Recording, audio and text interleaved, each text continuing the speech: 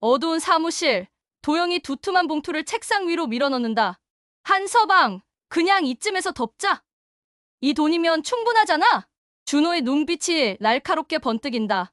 사람의 존엄을 돈으로 사려는 게 아직도 통할 거라 생각합니까? 봉투 위에 떨어지는 준호의 손. 떨림 속에서 분노가 끓어오른다. 감동은 나누면 더 커지죠.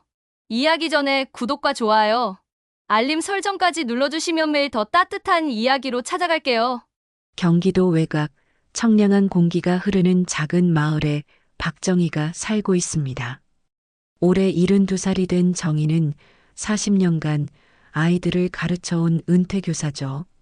이른 아침부터 작은 정원에서 상추와 깻잎을 따며 하루를 시작하는 것이 정희의 일상입니다.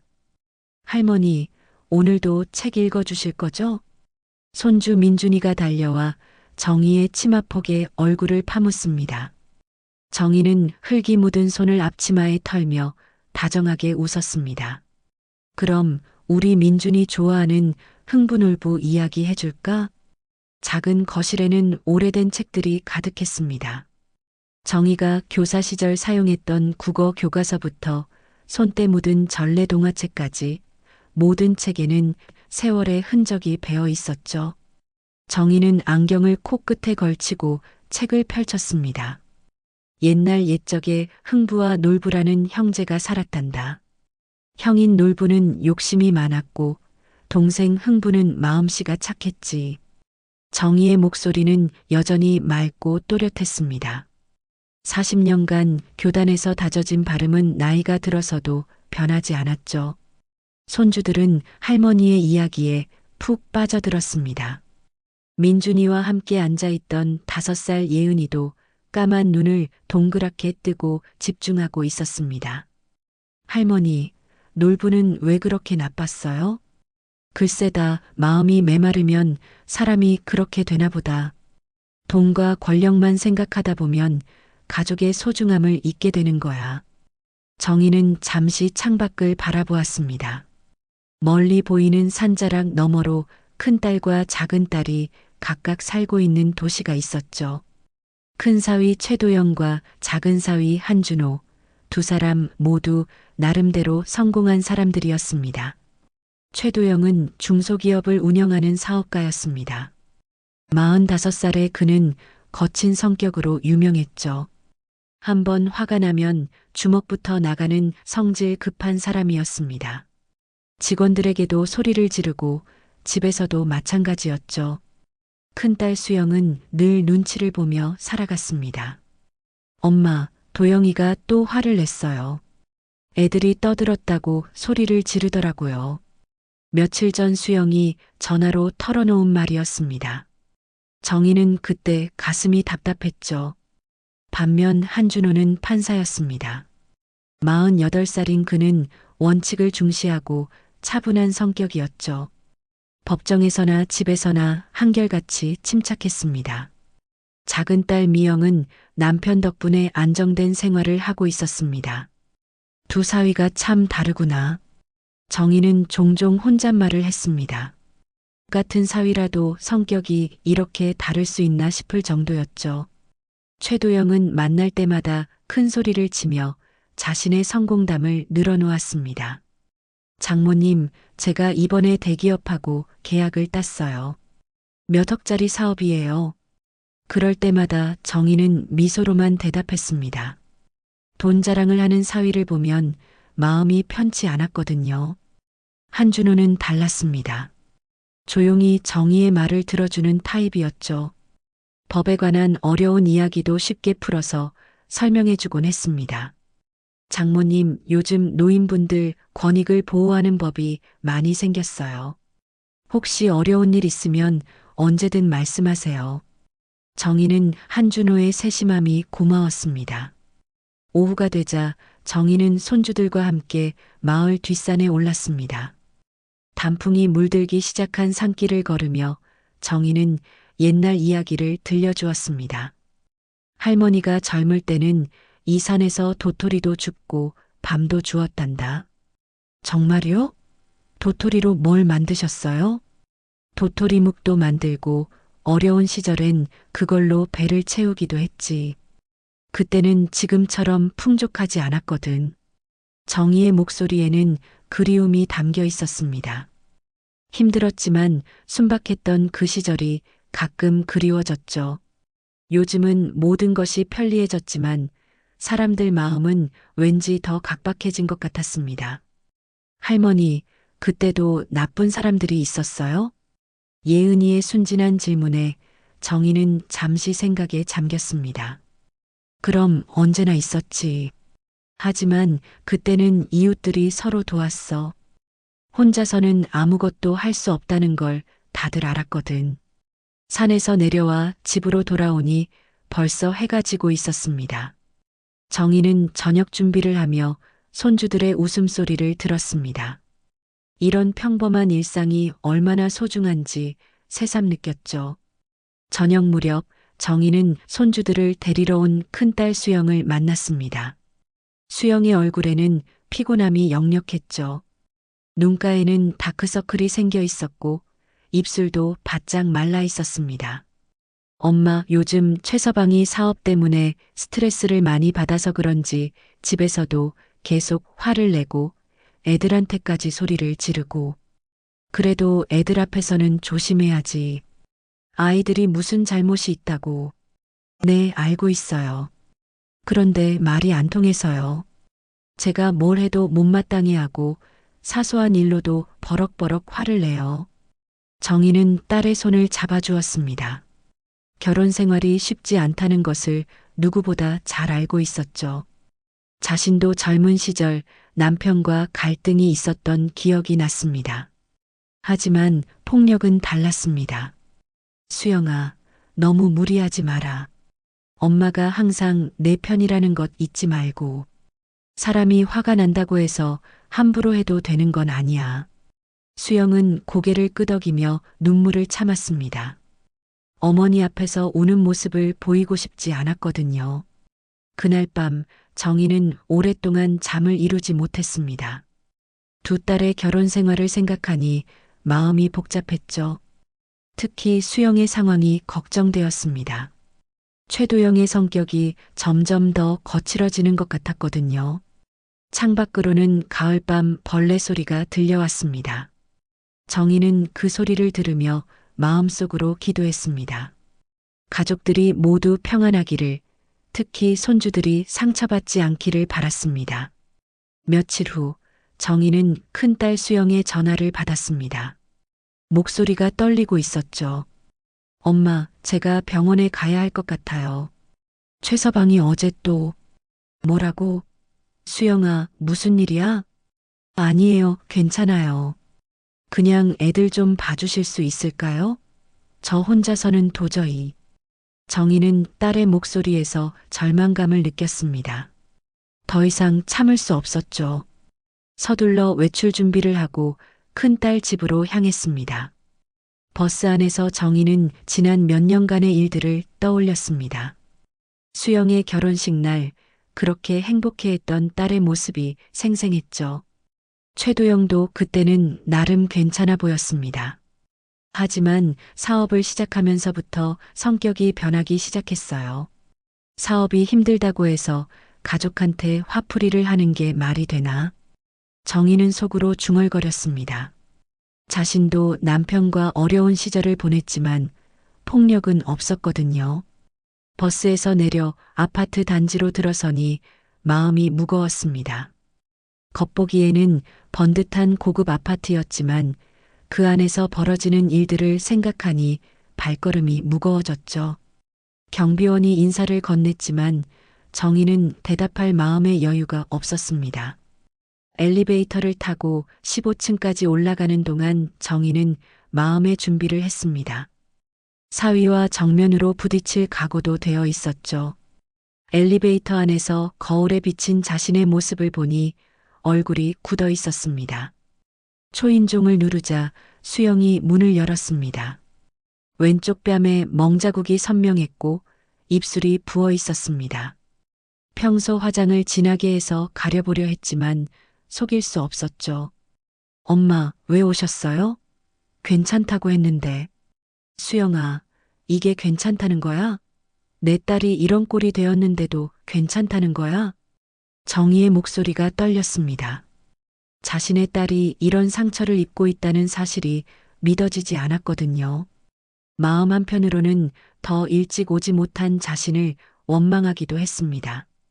거실에서는 최도영이 소파에 앉아 텔레비전을 보고 있었습니다. 맥주캔이 탁자 위에 여러 개 놓여 있었죠.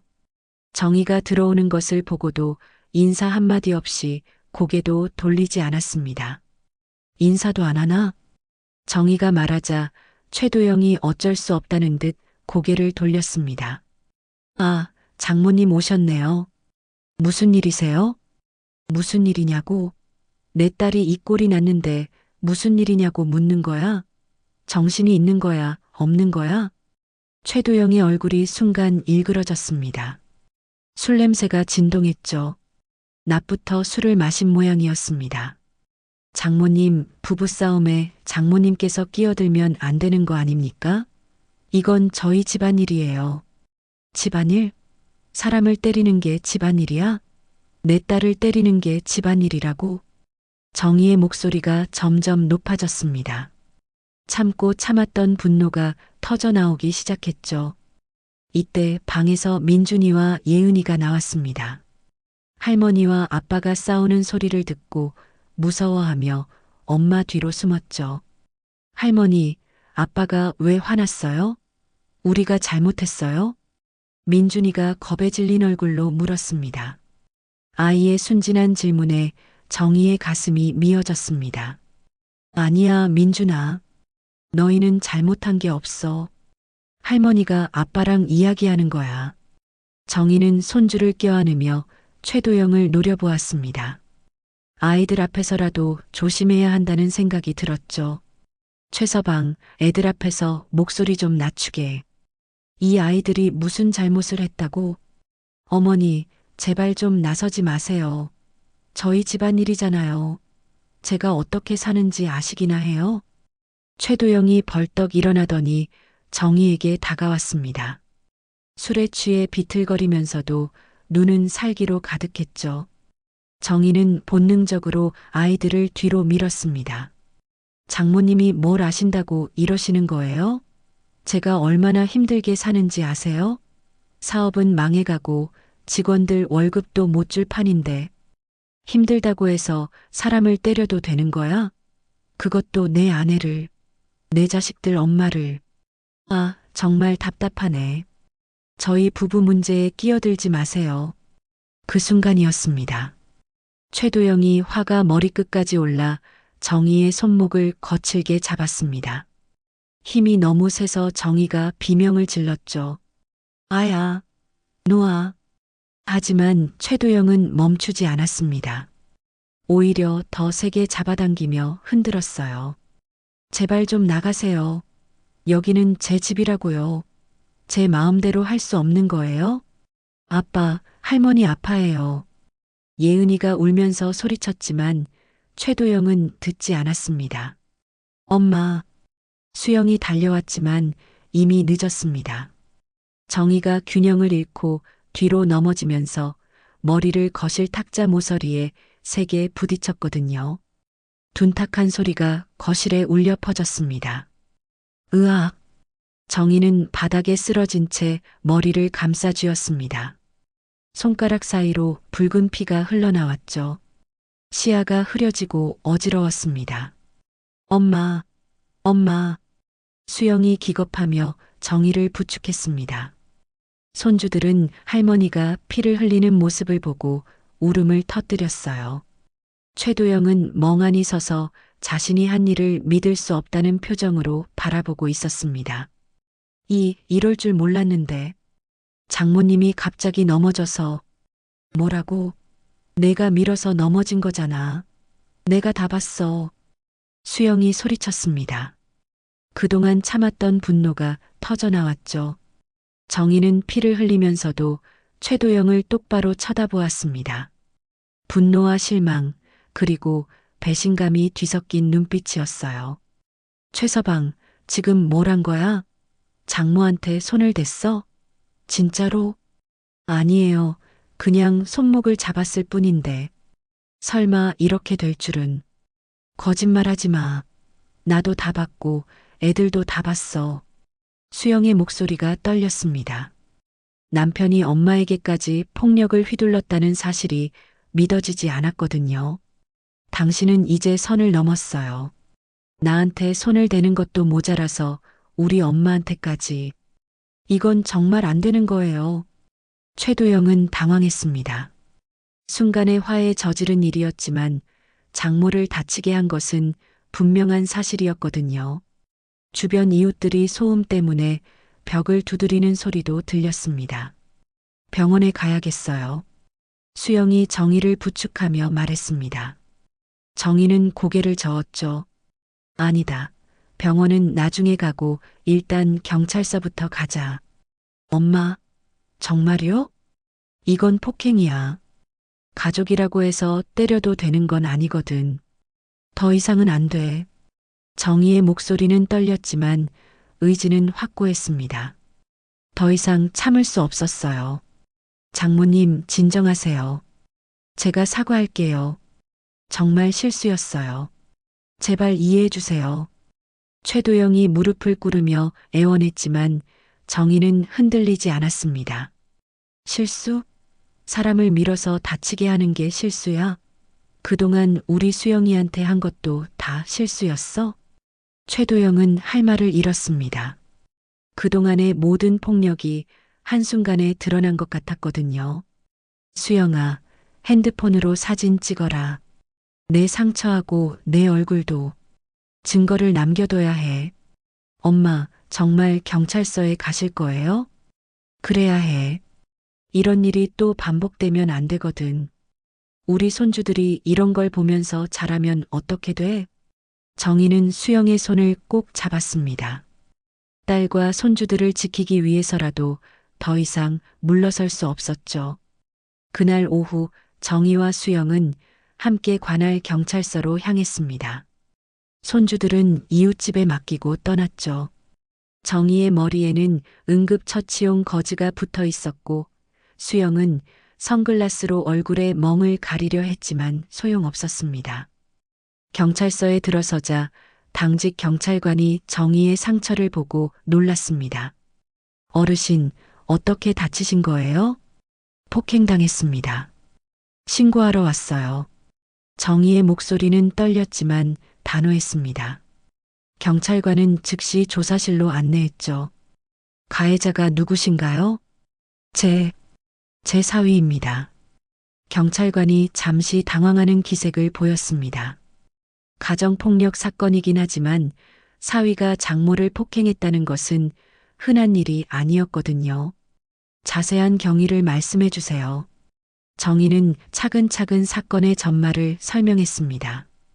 그동안 최도영이 수영에게 가했던 폭력들, 그리고 오늘 일어난 일까지 모든 것을 털어놓았죠. 사위라고 해도 폭력은 용납 못합니다. 더 이상은 참을 수 없어요. 정희의 말에는 확고한 의지가 담겨 있었습니다. 옆에서 수영도 눈물을 흘리며 고개를 끄덕였어요. 어머니를 때린 건 처음이지만 저한테는 자주 그랬어요. 애들도 무서워해요. 경찰관은 조심스럽게 질문을 이어갔습니다. 혹시 이전에도 신고하신 적이 있으신가요? 아니요. 그냥 참고 살았어요. 가족이니까 어떻게든 될 줄 알았는데. 수영의 목소리가 끊어졌습니다. 그동안 얼마나 힘들었는지 상상이 되었죠. 진술서를 작성하는 동안 정희는 마음이 복잡했습니다. 이렇게 되기까지 얼마나 많은 시간이 흘렀는지 생각해 보니 가슴이 아팠어요. 만약 더 일찍 나섰다면 수영이 이렇게까지 고생하지 않았을 텐데. 진술서 작성이 끝났습니다. 가해자에게 출석 요구서를 보내겠습니다. 경찰관의 말에 정희는 고개를 끄덕였습니다. 이제 돌이킬 수 없는 강을 건넌 것 같았죠. 한편 집에 혼자 남겨진 최도영은 술을 마시며 분노에 떨고 있었습니다. 평소 다니던 술집에 전화를 걸어 친구들을 불러 모았어요. 야, 너희 장모가 사위를 고소한다는 게 말이 되냐? 뭐, 형님이 장모님을 때렸다고? 친구들도 놀랐습니다. 아무리 화가 나도 장모한테 손을 대는 건 선을 넘는 일이었거든요. 아니야, 살짝 손목만 잡았는데 혼자 넘어진 거야. 그런데 장모가 나를 고소했어. 최도영은 자신의 잘못은 축소하고 억울하다는 투로 말했습니다. 이거 큰일인데. 형님 사업에도 영향 있을 거 아냐? 친구 중 하나가 걱정스럽게 말했습니다. 실제로 최도영의 회사는 여러 대기업과 거래를 하고 있었는데 폭행 전과가 생기면 계약에 문제가 생길 수 있었죠. 그래서 화가 나는 거야. 내가 누군데 감히 장모가 날 고소해. 체면이 말이 아니야. 최도영은 분노로 주먹을 테이블에 내리쳤습니다. 하지만 속으로는 불안했어요. 경찰서에서 연락이 올 것을 생각하니 가슴이 두근거렸죠. 형님, 그런데 판사가 누구야? 혹시 아는 사람이야? 글쎄, 아직 모르지. 하지만 돈으로 안 되는 게 없어. 적당히 처리하면 돼. 최도영은 자신만만하게 말했지만 실제로는 확신이 서지 않았습니다. 며칠 후 최도영에게 경찰서 출석 요구서가 날아왔습니다. 정식으로 폭행 혐의로 수사를 받게 된 것이죠. 이런 젠장. 최도영은 서류를 구겨버렸습니다. 하지만 무시할 수는 없었어요. 어쩔 수 없이 변호사를 선임하고 대응 방안을 논의했죠. 의뢰인분, 이건 가정폭력 사건이라 쉽지 않습니다. 특히 장모님을 다치게 하셨다면. 변호사님, 돈은 얼마든지 낼게요. 어떻게든 무마시켜 주세요. 최도영은 다급하게 부탁했습니다. 하지만 변호사는 고개를 저었어요. 요즘은 가정폭력에 대한 처벌이 강화됐습니다. 특히 상해가 발생했다면 실형도 가능해요. 그 말에 최도영의 얼굴이 파랗게 질렸습니다. 실형이라니 생각하지도 못한 일이었거든요. 한편 법원에서는 이 사건의 담당 판사가 정해지고 있었습니다. 무작위 배정 시스템에 따라 사건이 배당되는데 하필이면 담당 판사가 한준호였습니다. 이게 무슨 일이야? 한준호는 사건 파일을 보고 깜짝 놀랐습니다. 피고인 이름을 보니 큰형부 최도영이었고 피해자는 장모 박정희였죠. 법원 내부가 술렁이기 시작했습니다. 판사의 가족이 연루된 사건이라니 이런 경우는 정말 드물었거든요. 한 판사님, 이 사건 어떻게 하실 거예요? 동료 판사가 조심스럽게 물었습니다. 보통은 이해관계가 있는 사건에서는 기피하는 것이 일반적이었죠. 고민해 보겠습니다. 한준호는 무거운 마음으로 대답했습니다.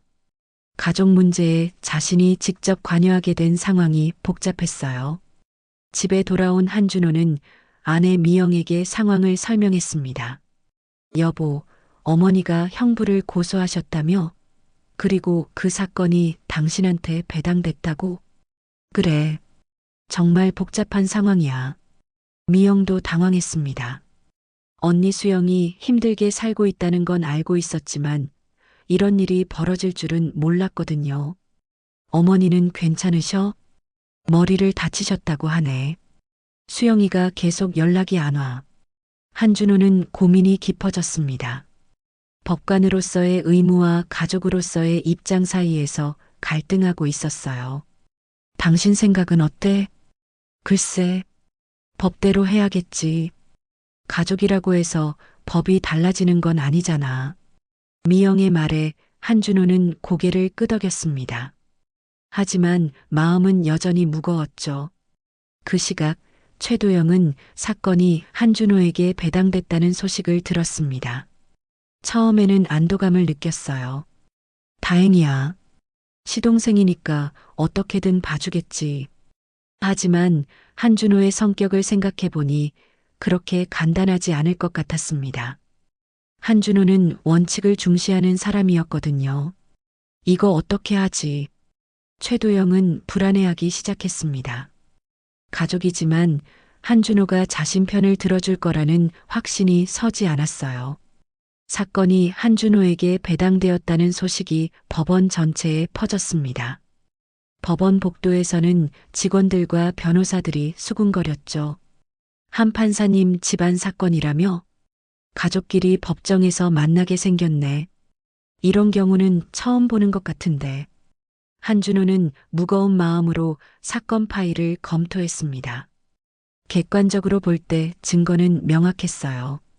피해자의 상해 진단서, 목격자 진술, 그리고 현장 사진까지 모든 것이 갖춰져 있었죠. 법관으로서는 당연히 법대로 처리해야 하는데 한준호는 갈등하고 있었습니다. 가족관계를 떠나서 사건 자체만 보면 명백한 폭행이었거든요. 며칠 후 한준호는 사건을 맡기로 결심했습니다. 기피 신청을 할 수도 있었지만 그렇게 되면 장모와 수영에게 상처가 될 것 같았어요.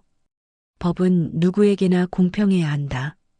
한준호는 자신에게 다짐했습니다. 가족이라고 해서 특별 대우를 할 수는 없었죠. 그런데 며칠 뒤 예상치 못한 일이 벌어졌습니다. 최도영이 법원으로 찾아온 것이죠. 한준호의 사무실 문을 두드렸습니다. 한서방, 잠깐 시간 좀 내줄 수 있나? 한준호는 놀랐습니다. 재판 전에 당사자가 판사를 직접 찾아오는 것은 있을 수 없는 일이었거든요.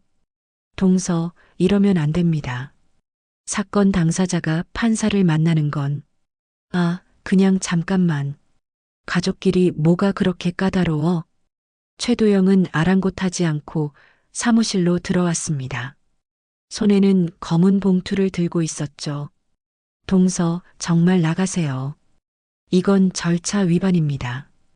한준호가 단호하게 말했지만 최도영은 듣지 않았습니다. 오히려 책상 위에 봉투를 올려놓았어요. 한서방, 그냥 사건 묻자고. 이 돈이면 충분하지 않나? 봉투 안에는 두툼한 현금 뭉치가 들어 있었습니다. 한준호는 경악했죠. 이게 뭡니까? 지금 뇌물을 주려는 겁니까? 뇌물이 아니야. 그냥 동서가 동서한테 부탁하는 거지. 가족끼리 서로 도와야 하는 거 아니야? 최도영은 태연하게 말했습니다. 돈으로 해결되지 않는 일은 없다고 생각하고 있었거든요. 한준호는 분노로 손이 떨렸습니다. 자신의 사무실에서 이런 일이 벌어지다니 믿을 수 없었어요. 동서, 지금 뭘 하고 있는 건지 아세요? 판사 매수죄로 처벌받을 수 있습니다. 야야, 그렇게 크게 생각할 거 없어. 어차피 우리끼리 아는 일이잖아. 내가 장모님께 사과하면 되는 거고. 사람을 돈으로 판단하는 게 아직도 통할 거라 생각하십니까? 한준호의 목소리가 높아졌습니다. 지금까지 최도영에 대해 가졌던 모든 불쾌감이 터져나왔죠. 한서방, 왜 그렇게 흥분해? 동서가 어려운 처지에 있다고 좀 도와달라는 거잖아. 도움이요? 이게 도움입니까? 법을 어기라고 하는 게 도움이에요? 한준호는 봉투를 집어들어 최도영에게 던졌습니다. 당장 나가세요. 다시는 이런 식으로 접근하지 마세요. 최도영은 당황했습니다. 평소 조용한 한준호가 이렇게 화를 내는 모습은 처음 봤거든요. 한서방, 진정해. 내가 잘못 생각했어. 그냥 가족으로서 부탁하는 거야. 가족이라서 더욱 안 됩니다. 법관이 가족 일에 사사로운 감정을 개입시키면 되겠습니까? 그럼 뭐 어쩌자는 거야? 나보고 감옥에 가라는 거야? 최도영의 목소리에 절망감이 섞였습니다. 정말로 실형을 받을 수도 있다는 현실이 다가왔거든요. 그건 재판을 통해 결정될 일입니다. 제가 미리 말씀드릴 수는 없어요. 한준호는 냉정하게 대답했습니다. 최도영을 보는 눈빛이 차가워졌죠. 한서방, 정말 융통성이 없구나. 세상이 법대로만 돌아가는 줄 아나? 최소한 법원에서는 법대로 돌아가야 합니다. 그때 사무실 문이 열리며 법원 직원이 들어왔습니다. 밖에서 소리가 들렸던 모양이었어요. 판사님, 무슨 일이십니까? 아무것도 아닙니다. 이분은 지금 나가시는 중이에요. 한준호가 단호하게 말하자 최도영은 어쩔 수 없이 일어났습니다. 한서방, 후회하지 마. 나중에 가족 모임에서 어떻게 얼굴을 마주 볼 건지. 그건 제가 걱정할 일입니다. 동서야말로 지금 하시는 행동을 후회하시길 바랍니다. 최도영이 나간 후 한준호는 한동안 자리에서 일어나지 못했습니다.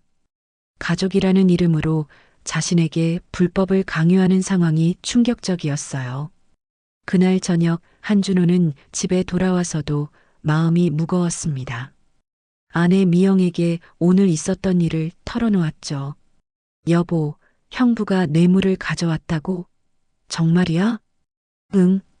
나도 믿을 수 없었어. 가족이라고 해서 법을 어겨도 된다고 생각하는 것 같아. 미영도 충격을 받았습니다. 최도영이 거칠긴 하지만 이 정도일 줄은 몰랐거든요. 당신 어떻게 할 거야? 당연히 법대로 해야지. 가족이라고 해서 달라질 건 없어. 한준호의 목소리는 단호했습니다. 하지만 마음 한편으로는 가족 관계가 어떻게 될지 걱정되었어요. 한편 최도영은 술집에서 친구들과 술을 마시며 분노를 토했습니다. 그 녀석이 나를 완전히 무시하더라고. 가족도 아닌 남 취급을 하니까 기가 막혀. 형님, 그래도 뇌물은 좀 심한 거 아니야? 판사한테 그런 걸 가져가면. 친구 중 하나가 조심스럽게 말했습니다. 뇌물이 아니라 부탁이었어.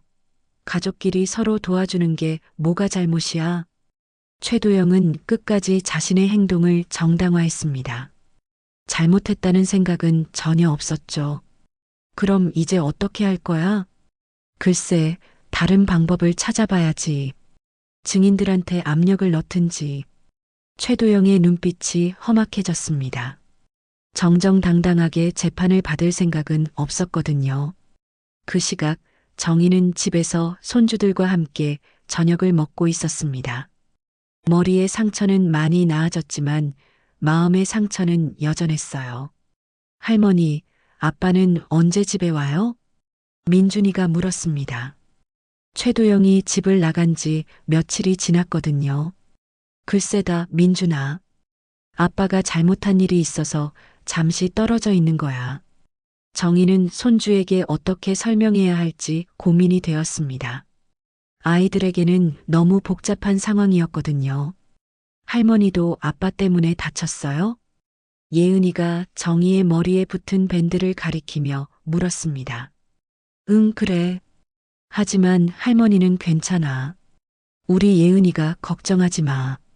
정희는 손주를 안아주며 다짐했습니다. 이 아이들만은 절대 폭력에 노출시키지 않겠다고 말이죠. 재판 첫날이 다가왔습니다. 법정은 긴장감으로 가득했죠. 한준호는 판사석에 앉아 사건 자료를 다시 한번 점검했습니다. 가족 사건이지만 공정하게 처리하겠다는 의지가 확고했어요. 정희와 수영은 검찰 측 증인석에 앉아 있었습니다. 정희의 머리에는 아직 상처 자국이 남아 있었고 수영의 얼굴에도 멍자국이 희미하게 보였죠. 모두 기립하세요.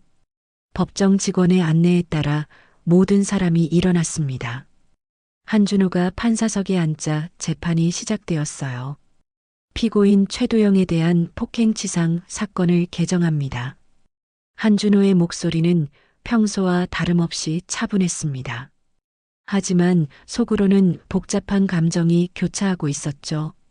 최도영은 변호사와 함께 피고인석에 앉아 있었습니다. 정장을 단정하게 차려입었지만 얼굴에는 불안감이 역력했어요. 검사님, 공소사실을 낭독해 주세요. 검사가 일어나 공소장을 읽기 시작했습니다. 최도영이 장모 박정희에게 폭행을 가해 상해를 입혔다는 내용이었죠.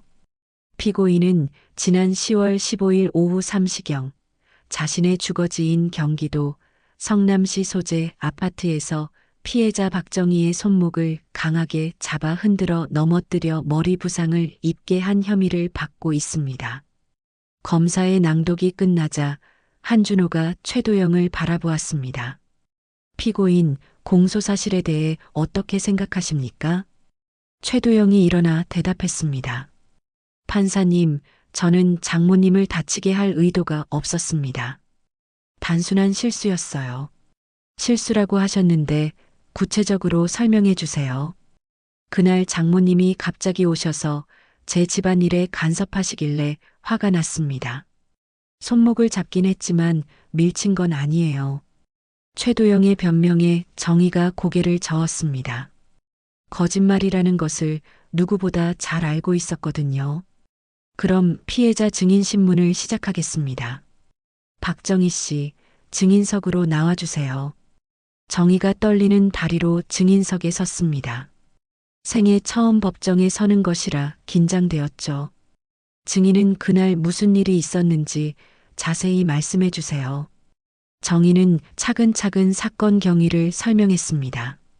딸이 맞은 것을 보고 찾아갔던 일, 최도영과 말다툼을 하게 된 과정, 그리고 폭행당한 순간까지 모든 것을 상세히 증언했어요. 피고인이 제 손목을 세게 잡더니 흔들었습니다. 그 바람에 뒤로 넘어지면서 탁자에 머리를 부딪혔어요. 정의의 증언은 명확했습니다. 목격자인 수영과 손주들의 진술과도 일치했죠. 증인에게 묻겠습니다. 피고인이 평소에도 폭력적이었습니까? 네, 우리 큰딸을 자주 때렸습니다. 그래서 제가 찾아간 거였어요. 정의의 대답에 방청석이 술렁였습니다.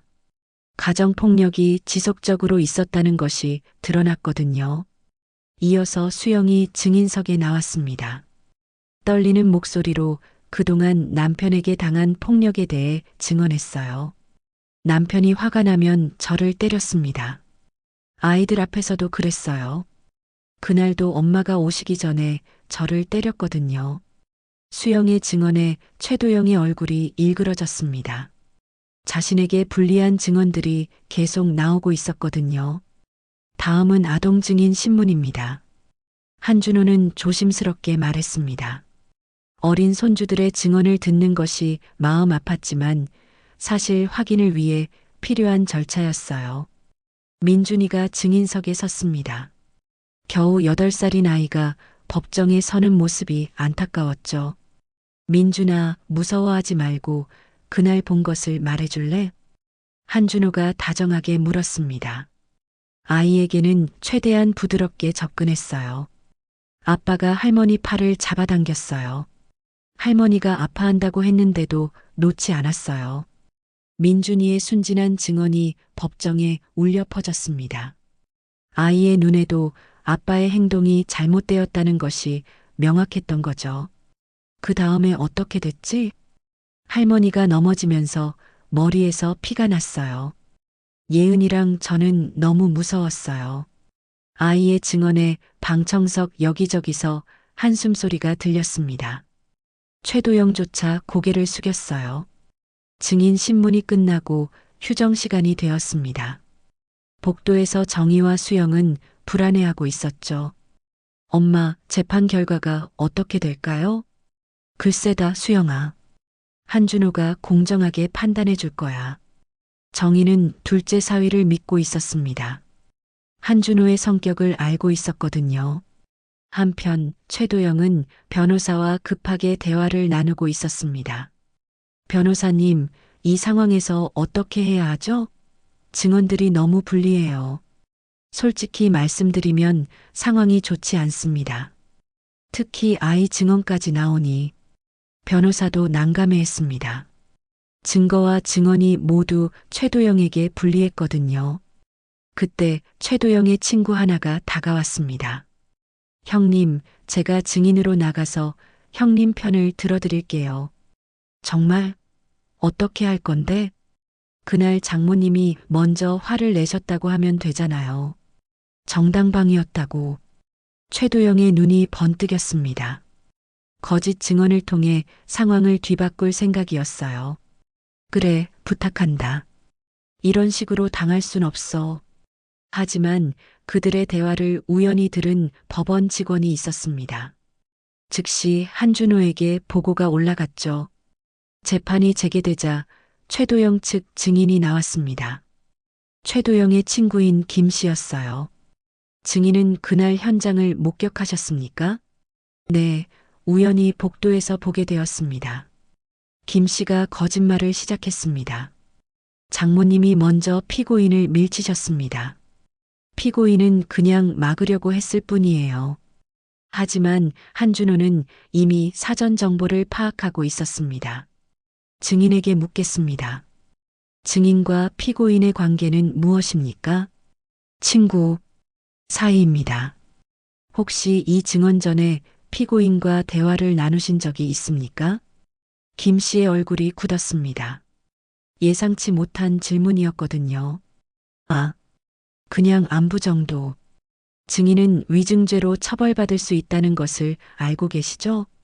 한준호의 날카로운 질문에 김 씨는 당황했습니다. 결국 진실을 말할 수밖에 없었어요. 죄송합니다. 사실은 현장을 보지 못했습니다. 거짓 증언이 발각되면서 분위기가 급반전되었습니다. 최도영은 절망적인 표정을 지었죠. 역시 돈 앞에 진실은 무너지는구나. 정의는 속으로 중얼거렸습니다. 하지만 한준호가 공정하게 재판을 진행하는 모습을 보니 희망이 보였어요. 한준호는 마음이 무거웠습니다. 가족이지만 법대로 처리해야 한다는 부담감이 컸죠. 동시에 정의를 지켜야 한다는 사명감도 있었습니다. 재판이 계속되면서 최도영에게 불리한 증거들이 계속 제시되었습니다. 하지만 며칠 후 예상치 못한 일이 벌어졌어요. 핵심 증인 중 한 명이었던 이웃 주민이 갑자기 증언을 번복한 것입니다. 사실은 그날 정확히 보지 못했습니다. 소음만 들었을 뿐이에요. 아줌마는 떨리는 목소리로 말했습니다. 며칠 전까지만 해도 분명히 최도영이 정의를 밀치는 것을 봤다고 했는데 갑자기 말을 바꾼 거였죠. 증인은 지난번 조사에서 피고인이 피해자를 밀치는 것을 목격했다고 진술하셨는데요. 검사가 당황하며 물었습니다. 죄송합니다. 제가 잘못 기억했나 봅니다. 나이가 들어서 기억이 헷갈려요. 아줌마는 고개를 숙이며 대답했습니다. 하지만 누가 봐도 어색한 상황이었어요. 정의는 가슴이 답답했습니다. 분명히 진실을 말하겠다고 했던 사람이 갑자기 말을 바꾸다니 믿을 수 없었죠. 저 아줌마도 결국 돈에 매수됐구나. 정의는 속으로 한숨을 쉬었습니다. 세상이 정말 돈으로만 돌아가는 것 같아 절망스러웠어요. 재판이 끝나고 복도에서 정의는 수영과 대화를 나누고 있었습니다. 엄마, 증인들이 이렇게 말을 바꾸면 어떻게 돼요? 글쎄다, 수영아. 그래도 한서방이 있으니까 공정하게 해줄 거야. 정의는 여전히 둘째 사위를 믿고 있었지만 마음 한편으로는 불안했습니다. 그때 복도 끝에서 최도영과 그의 친구들이 대화하는 소리가 들렸어요. 형님, 이웃 아줌마 설득하는데 돈이 좀 들었지만 성공했어요. 그래, 잘했어. 그럼 이제 좀 안심이 되는구나. 아직 끝난 게 아니에요. 다른 증인들도 더 접촉해 봐야죠. 정의와 수영은 그 대화를 듣고 분노했습니다. 최도영이 증인들에게 압력을 넣고 있다는 것이 명확했거든요. 저런 비겁한 짓을 다 하는구나. 수영이 분하게 말했습니다. 남편의 그런 모습을 보니 더욱 실망스러웠어요. 한편 한준호는 사무실에서 사건을 검토하고 있었습니다. 증인들의 진술이 계속 바뀌는 상황이 석연치 않았어요. 뭔가 이상하다. 처음 진술과 너무 다르잖아. 한준호는 의심스러운 마음에 법원 조사관에게 별도 조사를 의뢰했습니다. 혹시 증인 매수가 있었는지 확인해 보라고 했죠. 며칠 후 조사 결과가 나왔습니다. 최도영이 여러 증인들에게 금품을 제공하며 거짓 진술을 부탁했다는 사실이 드러났어요. 이런 일이 한준호는 충격을 받았습니다. 가족이라고는 하지만 이 정도로 비열한 짓을 할 줄은 몰랐거든요. 그날 저녁 한준호는 집에서 깊은 고민에 빠졌습니다. 가족관계와 법관으로서의 의무 사이에서 갈등하고 있었어요. 여보, 무슨 생각을 그렇게 해? 아내 미영이 걱정스럽게 물었습니다. 동서가 증인 매수까지 했다는 게 밝혀졌어. 정말 실망이야. 그래도 당신은 법대로 해야지. 가족이라고 해서 봐줄 수는 없잖아. 미영의 말에 한준호는 고개를 끄덕였습니다. 아내의 지지가 큰 힘이 되었어요. 그래, 법관으로서 할 일을 해야겠어. 한준호는 결심을 굳혔습니다. 가족보다 정의가 우선이라고 생각했죠. 다음 재판일 한준호는 증인 매수 사실에 대해 언급했습니다. 이 사건과 관련하여 피고인이 증인들에게 부당한 압력을 가했다는 정황이 포착되었습니다. 법정이 술렁였습니다. 최도영의 얼굴이 파랗게 질렸어요. 판사님, 그런 사실이 없습니다. 최도영이 급하게 부인했지만 이미 증거는 확보된 상태였습니다. 피고인은 증거인멸 및 증인 매수 혐의로 추가 기소될 수 있습니다. 한준호의 차가운 목소리에 최도영은 절망했습니다. 상황이 완전히 자신에게 불리하게 돌아간 거였죠. 그날 밤 한준호는 사무실에서 늦게까지 일했습니다. 판결문을 작성하면서도 마음이 무거웠어요. 책상 위에는 정희가 며칠 전에 보낸 편지가 놓여 있었습니다. 한준호는 그 편지를 다시 펼쳐 읽었어요.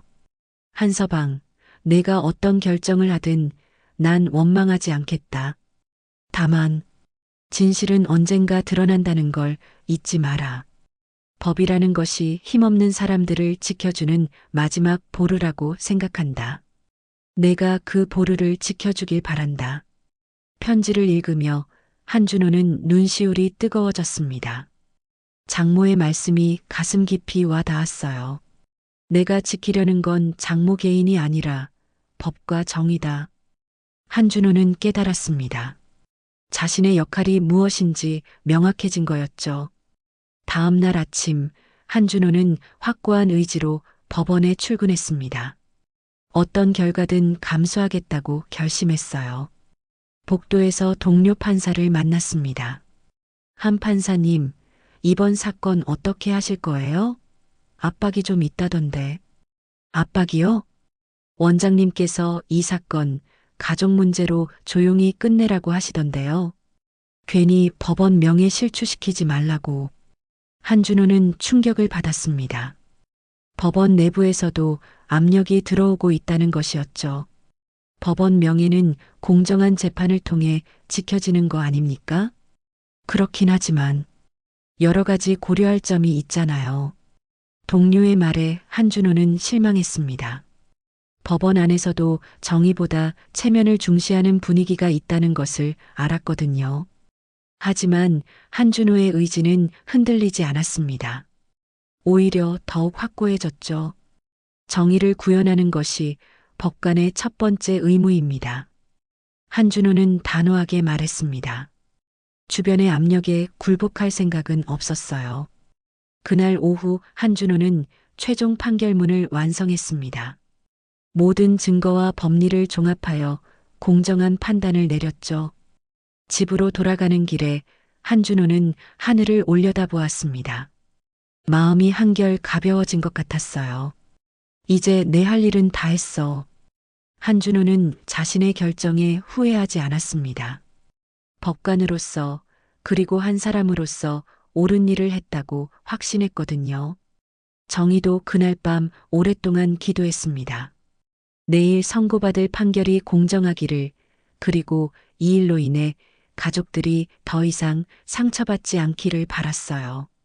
하느님, 진실이 승리하게 해주세요. 정의의 간절한 기도가 밤하늘로 올라갔습니다. 선고일 아침, 법원 앞에는 이른 시간부터 사람들이 몰려들었습니다. 판사가 자신의 가족을 재판하는 전례 없는 사건이라 언론의 관심도 뜨거웠죠. 정희는 새벽부터 잠을 이루지 못했습니다. 오늘 나올 판결이 어떻게 될지 가슴이 두근거렸어요. 엄마, 준비됐어요? 수영이 어머니를 모시러 왔습니다. 둘 다 긴장한 얼굴이었죠. 그래, 가자. 오늘로 모든 게 결정나는구나. 정희는 깊은 숨을 쉬며 일어났습니다. 지팡이를 짚고 나서는 모습이 예전보다 더 늙어 보였어요. 법원에 도착하니 이미 방청객들로 가득했습니다. 기자들의 카메라 플래시가 번쩍거렸죠. 박정희 씨, 오늘 판결에 대한 기대는 어떠세요? 기자가 마이크를 들이밀었지만 정희는 대답하지 않고 조용히 법정으로 향했습니다. 한편 최도영은 변호사와 함께 긴장한 채로 앉아 있었습니다. 며칠 동안 잠을 제대로 자지 못해 얼굴이 푸석해져 있었어요. 변호사님, 정말 실형이 나올까요? 최악의 경우를 각오하셔야 합니다. 증인 매수까지 드러났으니 변호사의 말에 최도영의 얼굴이 더욱 어두워졌습니다. 시계 바늘이 오전 10시를 가리키자 법정 문이 열렸습니다. 모든 사람이 숨을 죽이고 한준호가 들어오기를 기다렸죠. 모두 기립하세요. 법정 직원의 안내에 따라 모든 사람이 일어났습니다. 한준호가 판사석에 앉자 법정은 긴장감으로 가득했어요. 한준호는 평소보다 더욱 엄숙한 표정이었습니다. 며칠 동안 고민했던 흔적이 얼굴에 드러나 있었죠. 피고인 최도영에 대한 폭행치상 사건의 선고를 시작하겠습니다. 한준호의 목소리가 법정에 울려 퍼졌습니다. 방청석의 모든 사람이 숨을 죽이고 들었어요.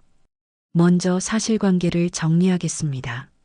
한준호는 차근차근 사건의 경위를 설명하기 시작했습니다. 최도영이 장모에게 폭행을 가한 사실, 그리고 이후 증인들을 매수하려 했던 정황까지 모든 것을 명확히 했죠. 피고인은 가정 내에서 지속적으로 폭력을 행사해왔고 급기야 배우자의 모친인 피해자에게까지 폭행을 가했습니다. 한준호의 말에 최도영이 고개를 떨궜습니다. 자신의 잘못이 낱낱이 드러나는 것 같았거든요. 특히 심각한 것은 재판 과정에서 증인들에게 금품을 제공하며 거짓 증언을 부탁한 점입니다. 이는 사법 정의를 훼손하는 중대한 범죄 행위입니다. 방청석이 술렁거렸습니다. 증인 매수 사실이 공식적으로 확인된 것이었죠. 정희는 한준호의 말을 들으며 가슴이 뭉클했습니다. 둘째 사위가 이렇게 공정하게 재판을 진행하고 있다는 것이 자랑스러웠어요. 이제 양형에 대해 말씀드리겠습니다. 한준호가 가장 중요한 부분에 도달했습니다. 법정의 긴장감이 최고조에 달했죠. 피고인의 행위는 단순한 우발적 폭행이 아닙니다. 가족에 대한 지속적인 폭력이며 특히 연로한 장모에게 가한 폭행은 그 죄질이 매우 나쁩니다. 최도영의 손이 떨렸습니다. 한준호의 목소리가 점점 엄하게 들렸거든요. 더욱이 재판 과정에서 증인을 매수하려 한 행위는 사법부에 대한 도전이며 이는 결코 용납될 수 없습니다. 한준호는 잠시 숨을 고르고 계속했습니다. 법원은 가족이라는 이름으로 행해지는 폭력을 더 이상 묵과할 수 없습니다. 가족에게 행한 폭력은 오히려 더 무겁게 처벌되어야 한다고 판단합니다. 정희는 한준호의 말에 고개를 끄덕였습니다. 정말 그 말이 맞다고 생각했어요. 따라서 법원은 다음과 같이 선고합니다. 드디어 결정적인 순간이 왔습니다. 법정의 모든 사람이 숨을 죽이고 기다렸죠. 피고 최도영은 장모 박정희에게 상습적인 언어적, 신체적 폭행을 가한 사실이 인정됩니다. 한준호의 목소리가 더욱 단호해졌습니다. 가족이라 해서 죄가 가벼워질 수는 없습니다. 오히려 가족에게 행한 폭력은 더 무겁습니다. 방청석이 술렁였습니다. 한준호가 어떤 판결을 내릴지 모든 사람이 궁금해했어요. 피고인 최도영에게 징역 2년을 선고합니다. 순간 법정이 조용해졌습니다. 모든 사람이 다음 말을 기다리고 있었죠. 집행유예는 없습니다. 한준호의 마지막 말에 법정이 경악했습니다. 실형이 선고된 것이었어요. 뭐라고? 최도영이 벌떡 일어나며 소리쳤습니다. 믿을 수 없다는 표정이었죠. 판사님, 이건 너무 과한 것 아닙니까? 최도영의 변호사도 당황했습니다. 실형까지는 예상하지 못했거든요. 하지만 한준호는 흔들리지 않았습니다. 자신의 판단이 옳다고 확신하고 있었어요. 피고인은 가정폭력을 일삼았을 뿐만 아니라 증인 매수까지 시도했습니다. 이러한 행위에 대해서는 엄중한 처벌이 필요합니다. 정의는 눈물을 흘렸습니다. 기쁨의 눈물이었어요. 드디어 정의가 실현된 것 같았거든요. 또한 피고인의 행위로 인해 가족들이 받은 정신적 피해는 매우 큽니다. 특히 어린 자녀들이 목격한 폭력은 평생의 트라우마가 될 수 있습니다. 한준호는 손주들을 생각하며 말했습니다. 아이들이 건강하게 자라기 위해서는 폭력으로부터 보호받아야 한다고 생각했어요. 이상으로 선고를 마치겠습니다. 한준호가 일어서자 법정이 다시 술렁거렸습니다. 역사적인 판결이 내려진 순간이었죠. 최도영은 멍한 표정으로 앉아 있었습니다. 정말로 감옥에 가야 한다는 현실이 믿어지지 않았어요. 이럴 수가. 내가 정말 감옥에 가야 한다고? 최도영은 자신의 운명을 받아들이기 어려워했습니다. 방청석에서는 박수 소리가 터져 나왔습니다. 정의가 승리했다고 생각하는 사람들이었죠. 정의는 수영의 손을 꼭 잡았습니다. 오랜 고통이 끝난 것 같아 안도감이 들었어요. 이제 정말 끝났구나. 수영도 눈물을 흘리며 어머니를 껴안았습니다. 긴 싸움이 드디어 끝난 것이었죠. 한준호는 판사석에서 내려와 조용히 사무실로 향했습니다. 어려운 결정이었지만 후회는 없었어요. 법관으로서 해야 할 일을 했다고 생각했거든요. 선고 후 한 달이 지났습니다. 최도영은 교도소로 이송되었고 세상은 조금씩 평온을 되찾아가고 있었어요. 정희는 작은 마을 도서관에서 아이들과 함께 책을 읽고 있었습니다. 머리의 상처는 이미 아물었지만 마음의 상처를 치유하는 데는 더 많은 시간이 필요했죠. 할머니, 오늘은 어떤 책 읽어주실 거예요? 동네 아이들이 정희 주위로 모여들었습니다. 정희가 이곳에서 책을 읽어주기 시작한 지 벌써 몇 주가 되었어요. 오늘은 특별한 이야기를 들려줄게. 용기에 관한 이야기야. 정희는 따뜻한 미소로 아이들을 바라보았습니다. 그동안의 힘든 시간을 겪으면서 진정한 용기가 무엇인지 깨달았거든요. 옛날에 작은 마을에 할머니 한 분이 살고 계셨어. 할머니는 늘 다른 사람들을 도우며 살았지. 정희의 목소리는 여전히 맑고 또렷했습니다. 아이들은 할머니의 이야기에 푹 빠져들었어요. 그런데 어느 날 할머니 앞에 큰 시련이 닥쳤단다. 가족 중에 잘못된 일을 하는 사람이 생긴 거야. 아이들이 진지한 표정으로 들었습니다. 정희는 자신의 경험을 이야기 속에 녹여내고 있었어요. 할머니는 고민했어. 가족이니까 그냥 덮고 넘어갈까 아니면 옳은 일을 할까 말이야. 할머니는 어떻게 하셨어요? 한 아이가 궁금해하며 물었습니다. 할머니는 용기를 냈어. 가족이라고 해서 잘못된 일을 용납하면 안 된다고 생각했거든. 진정한 사랑은 때로는 엄격함도 필요하다는 걸 알았어. 정희는 잠시 멈춰 창밖을 바라보았습니다. 저 멀리 감옥이 있는 방향을 생각하며 복잡한 감정이 들었어요. 한편 교도소에서 최도영은 처음으로 자신의 삶을 돌아보고 있었습니다. 좁은 독방에서 혼자 있는 시간이 많아지니 그동안 놓쳤던 것들이 보이기 시작했어요. 내가 정말 잘못 살았구나. 최도영은 처음으로 진심으로 후회했습니다. 돈과 성공만 쫓다가 가장 소중한 것들을 잃었다는 걸 깨달았거든요. 교도소 면회실에서 최도영은 변호사를 만났습니다.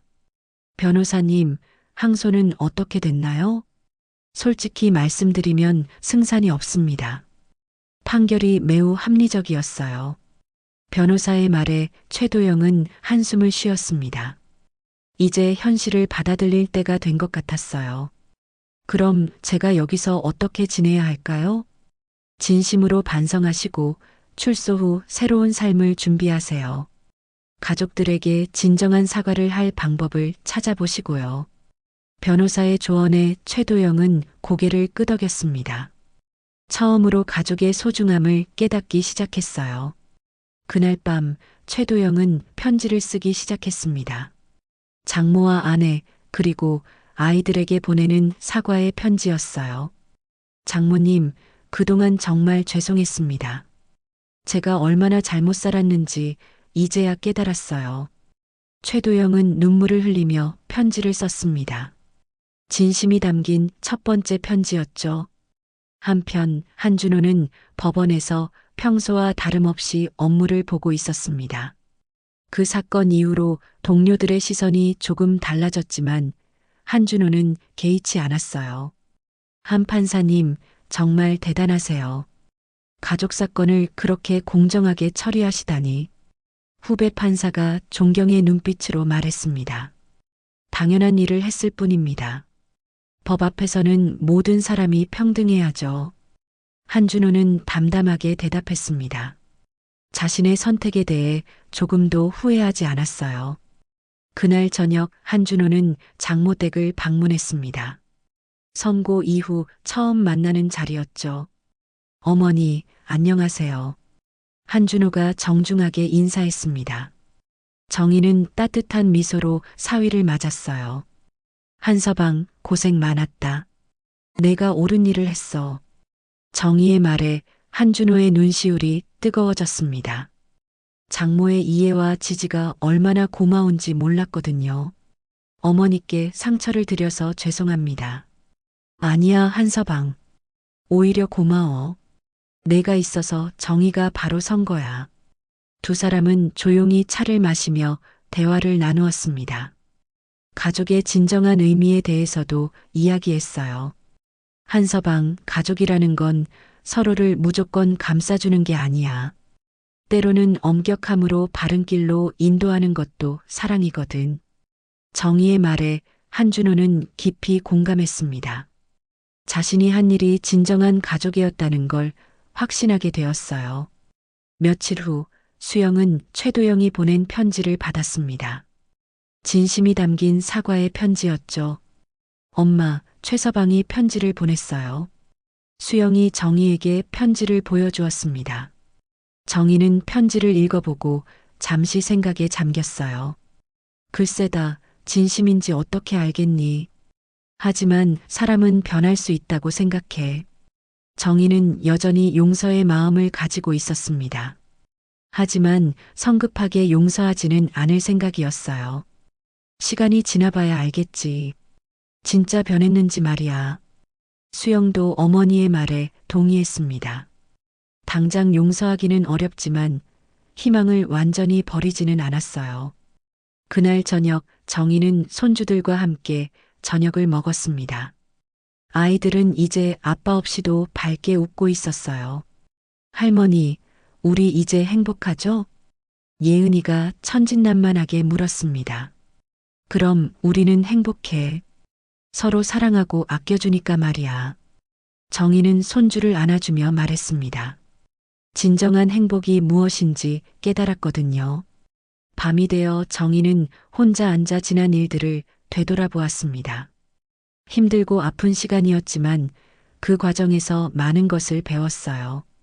정의가 무너져도 진실을 지켜낸 가족이 있다는 게 위로구나. 정의는 속으로 다짐했습니다. 앞으로도 옳은 일을 하며 살겠다고 말이죠. 창밖으로는 별이 빛나고 있었습니다. 정의는 그 별빛을 바라보며 평온한 마음이 들었어요. 한준호도 자신의 집에서 가족과 함께 시간을 보내고 있었습니다. 어려운 결정이었지만 옳은 선택이었다고 확신하고 있었어요. 여보, 당신이 자랑스러워. 아내 미영의 말에 한준호는 미소 지었습니다. 가족의 지지가 있어 더욱 힘이 났어요. 교도소의 최도영도 처음으로 평화로운 밤을 보내고 있었습니다. 진정한 반성을 통해 마음의 평안을 찾기 시작했거든요. 세 가족 모두 각자의 자리에서 새로운 시작을 준비하고 있었습니다. 상처는 아직 남아있지만 치유의 시간이 흐르고 있었어요. 정의는 때로 아픔을 수반하지만 그 아픔을 통해 더 나은 내일을 만들어갈 수 있습니다. 정의 가족의 이야기는 그것을 보여주는 값진 교훈이었죠. 당신의 하루에 작은 감동이 되었다면 구독과 좋아요로 함께 걸어주세요. 다음 이야기도 따뜻하게 준비해 두겠습니다.